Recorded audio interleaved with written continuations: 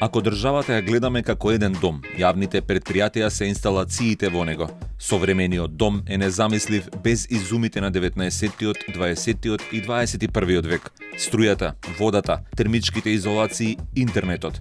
За тоа да функционира треба да го направат соодветни мајстори. Никој не би најмил телекомуникацијски техничар за да му ги намести плочките или правник за да му ја поправи електричната инсталација. Никој не би очекувал автомеханичар да му направи процена на вредноста на домот. За жал, грижата за нашите посебни домови не се отсликува и кај грижата за нашиот заеднички дом. Тоа може да се види преку составите на управните и на надзорните одбори во јавните предпријатија. Теоретски, едно јавно предпријатие треба да го води управен одбор од стручни лица во областа, директор кој ќе ги извршува нивните одлуки и надзорен одбор од правници и од економисти што ќе внимава одлуките да бидат законски и во најдобар интерес на предпријатието и јавноста. Во пракса, најчесто ги водат директори како политички функционери, а управните и надзорните одбори се полнат со посетни партиски или други нестручни кадри кои се таму поради хонорарите од неколку илјади денари месечно, пари од граѓаните. Колку е честа оваа пракса покажува истражувањето на Институтот за демократија. Нешто помалку од половина од членовите на управните одбори немале никакво искуство во областа што ја покрива предпријатието: водовод, патишта, шуми, јавна хигиена и така натаму. Во надзорните одбори се забележуваат и членови без правно или економско образование, што е законски услов за да можат да членуваат во такво тело.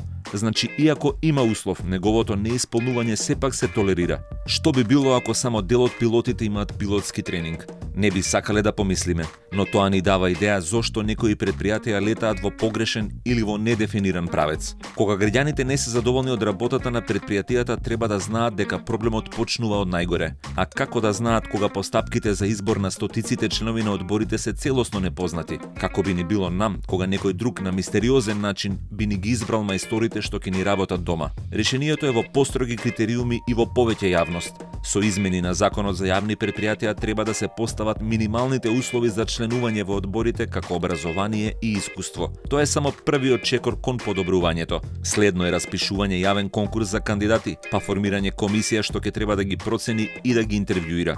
Дури на крајот да се изврши избор низ јасна и прецизна процедура.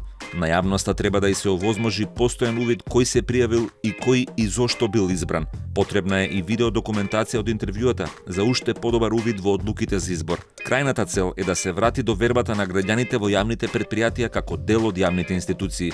Без доверба не може да функционира една нормална демократија, но како и секоја друга доверба и оваа мора да се заслужи.